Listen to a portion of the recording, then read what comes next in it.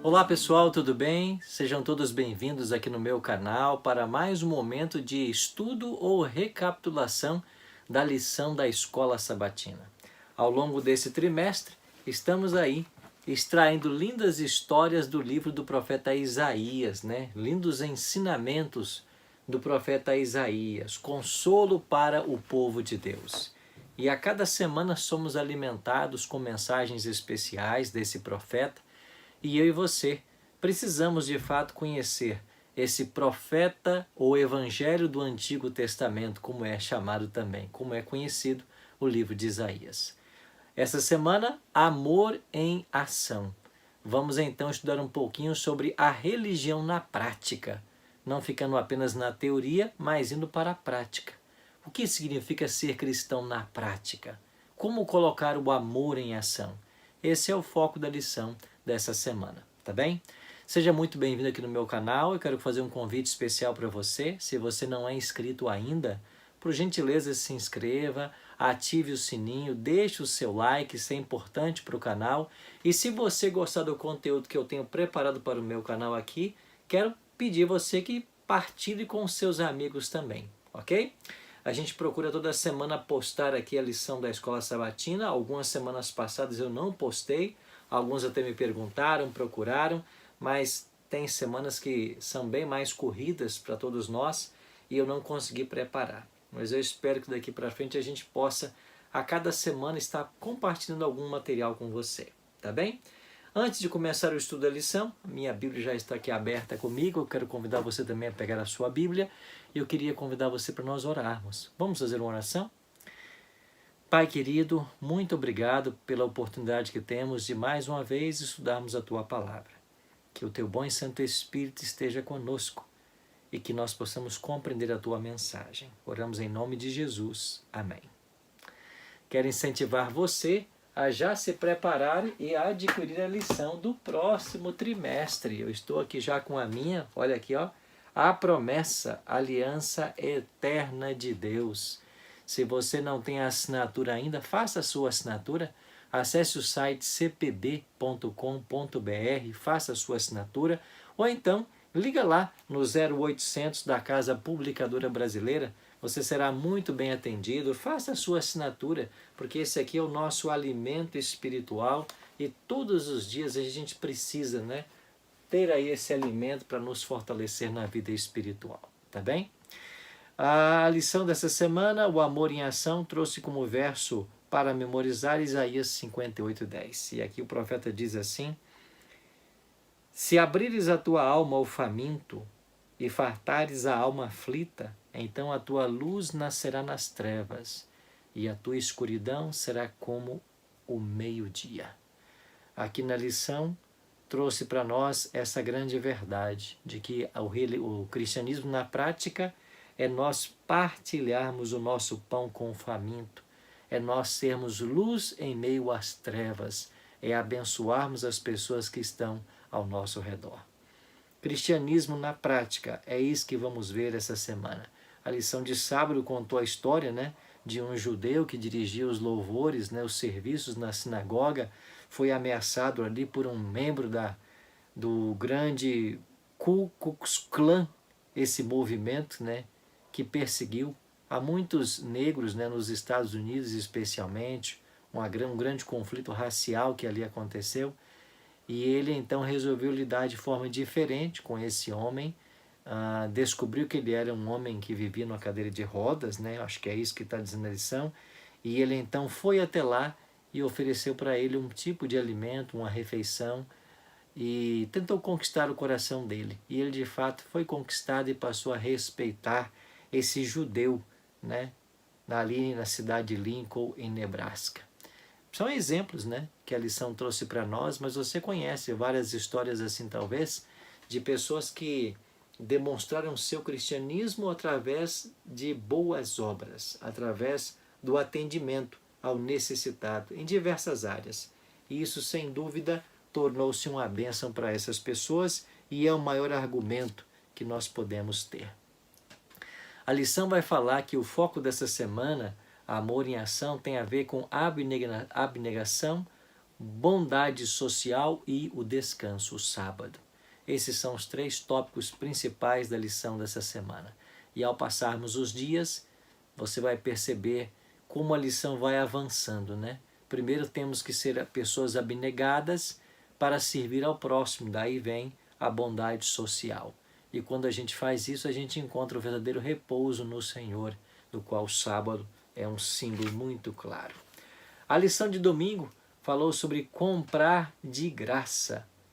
Interessante, aqui o versículo 1, Isaías 55, versículo 1 diz assim: Ah, todos vós que tendes sede, vinde às águas, e vós os que não tendes dinheiro, vinde, comprai e comei. Sim, vinde, comprai e comei, sem dinheiro e sem preço, vinho e leite. Como pode alguém comprar se não tem dinheiro, né? É aqui paradoxal o texto, né? Mas a ênfase aqui é que você não precisa ter dinheiro para adquirir, mas aquilo que está sendo oferecido aqui é muito valioso. Até foi composto o hino, né? Todos vós que tendes sede, vinde às águas. A gente canta muito esse hino, né? E esse hino fala sobre a graça que Deus nos oferece. Então a lição diz aqui que Deus ofereceu gratuitamente o perdão para todos nós. E o perdão é uma dádiva de Deus, que nós de forma gratuita podemos receber das mãos dele. Mas esse perdão, de maneira alguma, ele saiu gratuito para Deus, porque houve um preço muito alto a ser pago para que nós pudéssemos ser perdoados. E de acordo com 1 Pedro 1, 18 e 19, você conhece esse verso, né?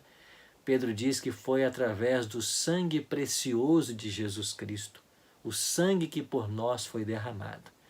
Eu e você podemos ter acesso ao perdão, nós temos esse direito. E hoje podemos ter acesso a ele gratuitamente. Por isso o convite do profeta: todos os que têm de sede, vinde às águas. Aqui não é a água física, não é a sede física, é a sede espiritual, é a necessidade de perdão e de salvação. E Deus está nos convidando a ir até ele e recebermos de graça, comprarmos. Não que eu tenha que ter dinheiro, mas aquilo que é oferecido é muito valioso. Por que é valioso? Porque custou o sangue do próprio Jesus Cristo. É por isso que eu posso receber de graça. Alguns querem ensinar por aí de que o Novo Testamento ensina a salvação pela graça, enquanto que o Antigo, a salvação era pelas obras. Isso não é verdade. A Bíblia deixa muito claro de que a graça foi sempre o princípio ativo no plano da salvação. Lá em Gênesis 3,15, quando Deus prometeu um libertador, lá disse que Deus por inimizade entre a mulher e a serpente. E um dia o descendente da mulher viria para esmagar a cabeça da serpente. Nesse mesmo jardim, onde Adão e Eva desobedeceram, né, e estavam agora destinados ao pecado, foi o próprio Deus quem matou o primeiro cordeiro. E a pele desse animal serviu de vestes para Adão e Eva, para que cobrisse a nudez que eles estavam após terem caído em pecado. Aí está uma clara manifestação da graça lá no livro de Gênesis. E quando chegamos no Novo Testamento, a lição trouxe para nós Atos, né, ou Efésios melhor, capítulo 2, versos 8 e 9, onde Paulo ensina: porque pela graça sois salvos. Esse verso é lindo, né? Ele é um verso central da palavra de Deus. Porque pela graça sois salvos mediante a fé, isto não vem de vós, é dom de Deus. E no verso 9, Paulo diz assim: não de obras, para que ninguém se glorie. Então, salvação nunca foi pelas obras. Salvação sempre foi pela graça. As pessoas que confundem esse ensino. Então, Isaías 55:1 é um convite. A graça nos é oferecido a todos.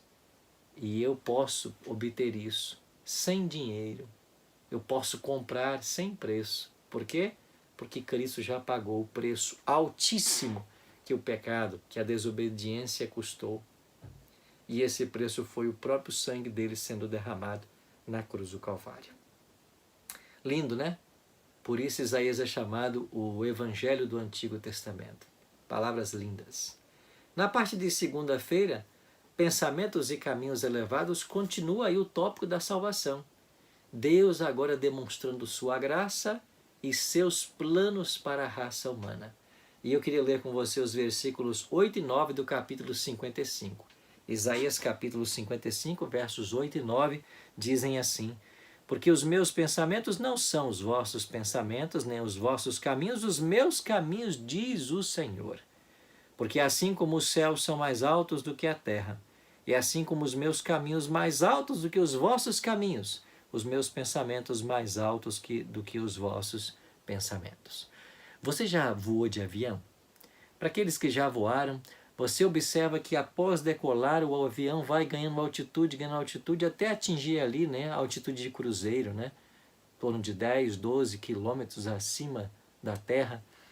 E você, quando está lá em cima, você olha às vezes para baixo, você percebe ali as rodovias, as estradas, bem pequenininhas, né? Eu pensei nesse versículo. Quando eu vou, eu fico pensando nesse versículo. O plano de Deus é muito mais alto do que a gente pode imaginar. Às vezes nós estamos olhando lá para baixo, pensando naquela estrada pequenininha, onde lentamente o homem se move, até mesmo de carro, lentamente, em relação àquele que está voando no alto, dentro de um avião, a 900 km por hora. Essa diferença drástica, ela é uma analogia pobre ainda, para nós compararmos entre aquilo que Deus tem de plano para aquilo que nós temos de plano.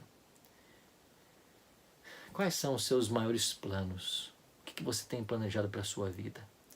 Quais são os seus mais altos ideais?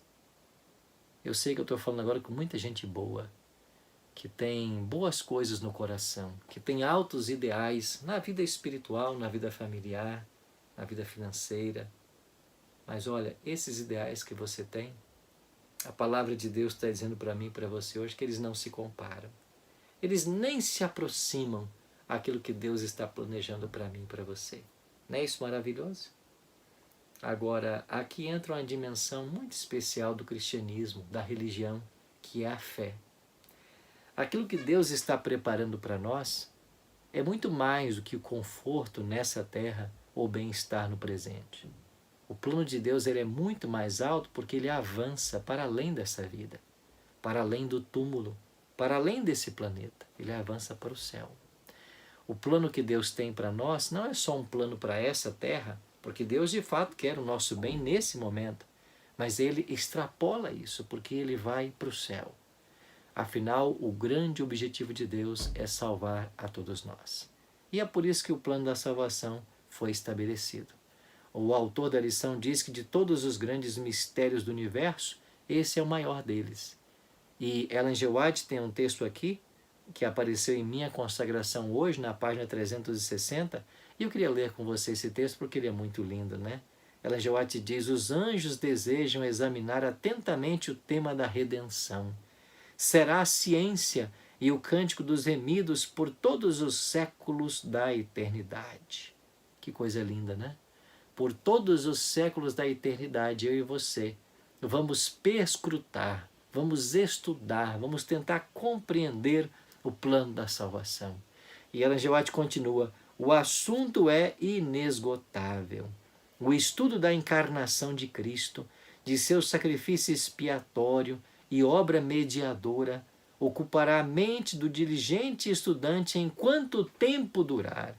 E contemplando o céu com seus inumeráveis anos, exclamará: grande é o mistério da piedade.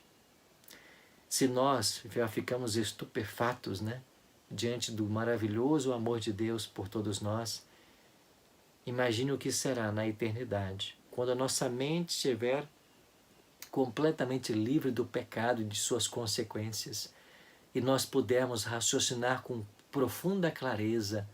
Os séculos não serão suficientes para entendermos o grande amor de Deus em enviar seu Filho a esse mundo para morrer por nós. E como bem pontuou Ellen G. White, ela diz aqui no texto de que a encarnação, sacrifício e obra mediadora. Ela resume o ministério de Cristo em 3 momentos, né? Quando ele vem à Terra, a encarnação, aqui fala sobre o seu sacrifício, o ministério que levou à cruz e depois a sua obra mediadora lá no santuário celestial. O santuário celestial é introduzido mais uma vez aqui, não apenas na parte de segunda-feira, mas também ele vai ser introduzido também na parte de terça e quarta, quando falar do jejum, e esse jejum era uma exigência do dia da expiação, e o dia da expiação era a principal festa lá em Israel, porque era o dia de juízo, e acontecia no santuário. Então, no santuário, nesse exato momento, Deus está operando a nossa salvação. Cristo, na cruz, através de sua morte vicária e toda suficiente, ele garantiu a nossa salvação. E hoje, no santuário, através de sua obra mediadora, ele aplica os méritos da sua morte àquele que deseja. Em teologia nós chamamos a alma anelante, aquele que anseia ser salvo. É para este que Cristo lá no santuário aplica os seus méritos. É por isso que a nossa atenção tem que sempre voltar para o santuário, porque lá é o centro divino, ou centro da operação divina na salvação do homem. Está lembrado que foi lá que surgiu o pecado? E é lá que o pecado hoje está sendo resolvido. E nesse exato momento, no mês de março de 2021, Cristo está lá no santuário, intercedendo por mim e por você. Esse assunto é apaixonante, porque o santuário era o evangelho em símbolos, era o plano da salvação desvendado para o antigo Israel. E nós, quando estudamos o santuário, nós aprendemos muito. Por isso eu convido você a não deixar de assistir aí o Bíblia Fácil e acessar lá, né, o nosso canal no YouTube, e você vai ter muito material sobre o santuário, tá bem? Bom, na parte de terça e quarta falou-se a respeito do jejum. E aqui eu queria ler no capítulo 58 agora de Isaías, o versículo 3. O profeta diz assim: dizendo, por que jejuamos nós e tu não atentas para isso? Por que afligimos a nossa alma e tu não levas em conta? Eis que no dia em que jejuais, cuidais dos vossos próprios interesses e exigis que se faça todo o vosso trabalho. Interessante que o jejum, nesse contexto, ele está situado no dia da expiação. E se você for para Levítico capítulo 16, você vai encontrar ali toda a legislação, todo o ritual que envolvia o dia da expiação. Era um dia por ano, sempre no 10º dia do 7º mês, quando entrava em cena o sumo sacerdote, a mais alta autoridade religiosa de Israel. Agora a lição foi muito clara em dizer para nós de que esse jejum ele começava ao toque do shofar. Shofar era a trombeta do tempo bíblico, né?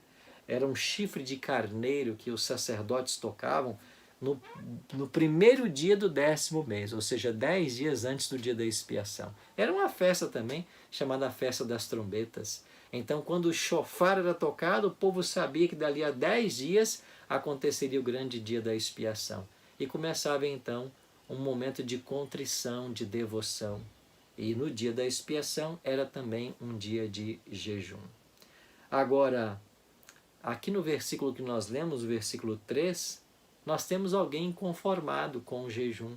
E por que esse jejum ele está sendo dessa maneira? Porque ele não está acontecendo segundo os padrões divinos. E eu queria ler agora Isaías 58, versos 6 a 8, para você entender. Isaías 58, 6 a 8, é Deus explicando o tipo de jejum que ele deseja de todos nós. O profeta escreveu assim: porventura não é este o jejum que escolhi? Que soltes as ligaduras da impiedade, desfaças as ataduras da servidão, deixes livres os oprimidos e despedaces todo o jugo. Porventura, não é também que repartas o teu pão com o faminto e recolhas em casa os pobres desabrigados? E se vires o nu, o cubras e não te escondas do teu semelhante? Que verso lindo!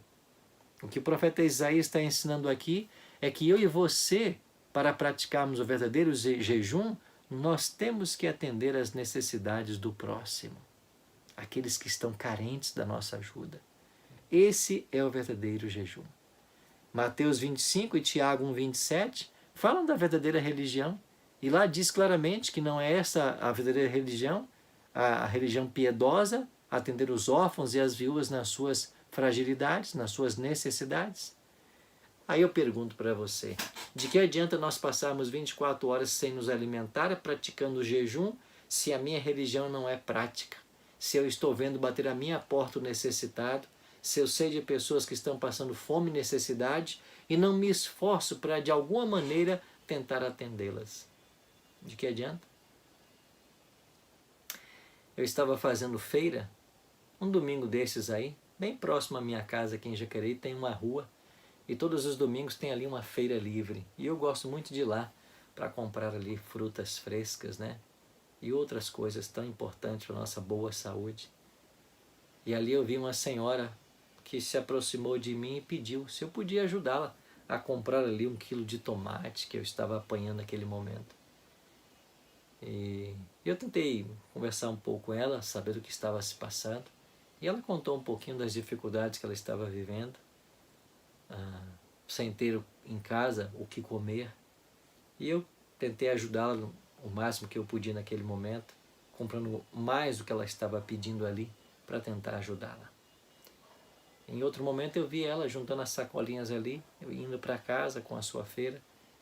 Eu fiquei pensando, às vezes para nós é tão pouco, né? Tão pouco, mas para as pessoas é tão importante. É por isso que eu e você deveríamos estar todos os dias atento às necessidades alheias. Atento, né? Outro dia eu estava num farol, né, num semáforo, e alguém se aproximou ali, um jovem, né, um jovem simpático, né, com boa afeição, e ele ofereceu ali alguns doces e tudo mais. Ele disse que ele estava batalhando pelo sonho dele. Eu disse, eu não quero doce, mas eu vou dar para você aqui um valor, para que você continue correndo atrás dos seus sonhos. Tem gente aí precisando de ajuda, né, que tem sonhos, que passam necessidades, que querem vencer na vida de forma honesta. E todos nós podemos ajudar, porque ninguém é pobre demais que não possa compartilhar. Ninguém é rico demais que não sinta necessidade de algo, ao mesmo tempo que ninguém é tão pobre que não possa ajudar de alguma forma. Talvez dando uma roupa, um sapato que você tenha, talvez você não tenha dinheiro, mas um livro que você usou, algo que você já usou, você pode dar, você tem para dar, todos nós temos. Essa é a religião prática, esse é o jejum que Deus quer do seu povo. E quando nós chegamos na parte de quinta-feira, nós vemos aqui claramente um exemplo muito belo. Deixa eu ver se foi na parte de quarta. Não, exatamente, foi na parte de quarta-feira ainda, quando falou aqui sobre Cristo. Jesus era o próprio amor em ação. E a lição disse, qualquer um pode ser religioso e passar por rituais religiosos, mesmo os rituais certos, na hora certa, com todas as fórmulas certas, mas o Senhor não deseja apenas isso. Examine a vida de Jesus, e o autor escreveu aqui, por mais fiel que ele tenha sido aos rituais religiosos do seu tempo, os escritores dos evangelhos se concentram muito mais em seus atos de misericórdia, cura, alimentação e perdão aos necessitados do que a sua fidelidade aos rituais. Ler os evangelhos e ler a história de Cristo é ver o amor em ação. O amor exalava de Cristo, em cada palavra, em cada ato, em cada olhar. Ele vivia para atender aos necessitados. O modus operandi da sua vida era servir. Ele disse claramente isso, né?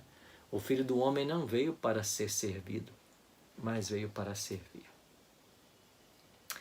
Você sabe qual é uma das coisas mais lindas que eu encontro dentro da nossa igreja, ou dentro da sua igreja, que a gente pode perceber, não sei qual é a sua igreja, talvez você seja adventista, talvez não, mas uma coisa linda que eu encontro na igreja adventista é às vezes pessoas de posses, com grandes recursos, às vezes que têm empresas com muitos funcionários, casas com vários empregados, mas quando você chega na igreja, elas estão ali, como anciãos, como diáconos, como líderes do ministério pessoal, coordenadores de interessados, e eles estão na igreja, fazendo o trabalho de servir.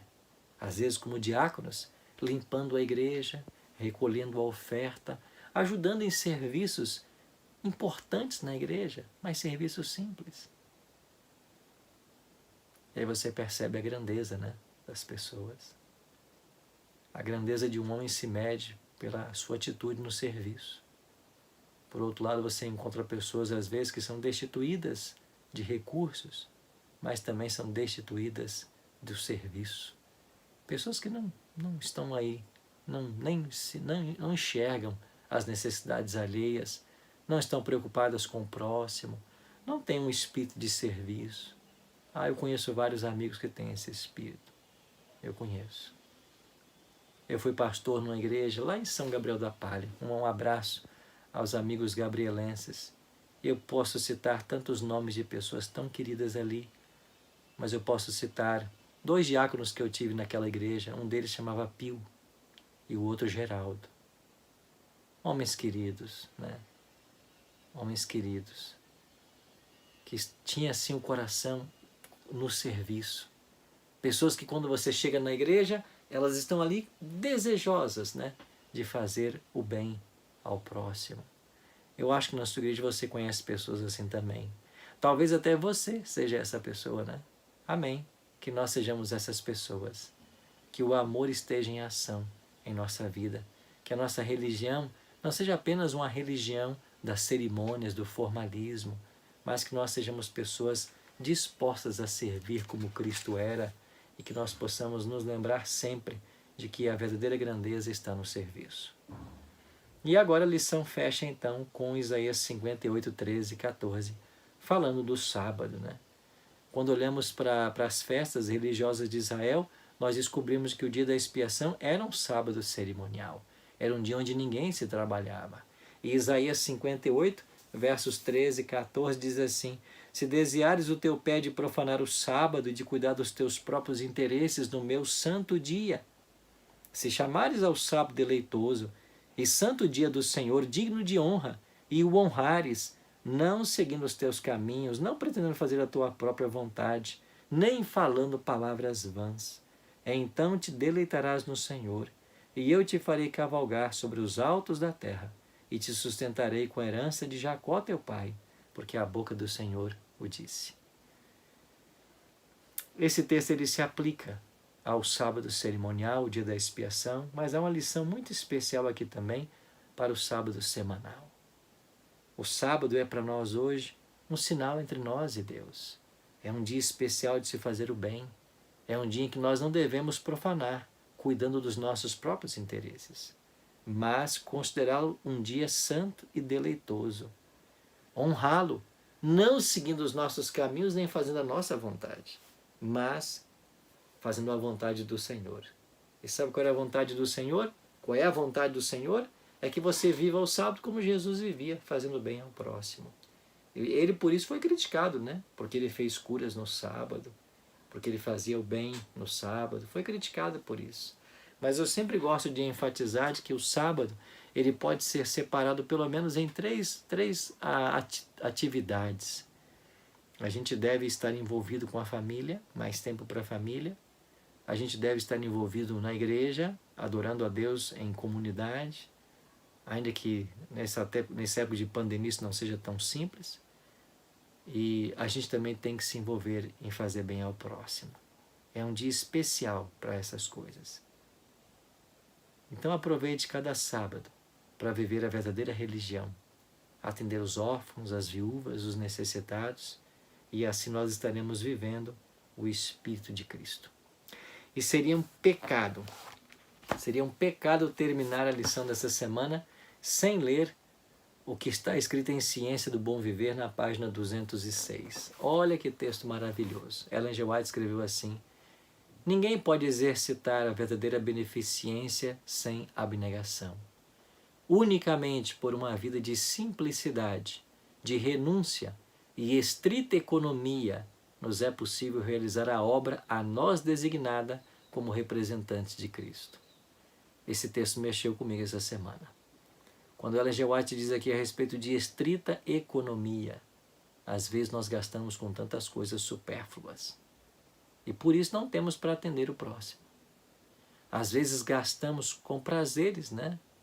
Com entretenimento, com coisas que a gente gosta, né? E acha que é importante, mas não é mais importante do que cuidar das pessoas que estão em necessidade. E ela continua: o orgulho e a ambição mundanos precisam ser expulsos de nosso coração. O orgulho e a ambição do mundo, né?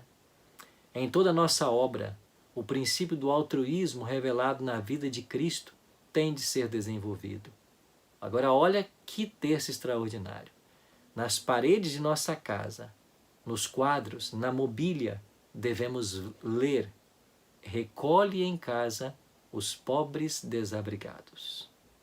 Em nosso guarda-roupa, cumpre-nos ler: veste o nu. Na sala de jantar, na mesa coberta de abundante alimento, devemos ver traçado: reparte o teu pão com o faminto. Parafraseando Ellen G. White, tudo que nós temos deve ser usado para abençoar as pessoas que estão em necessidade, carentes. Tudo.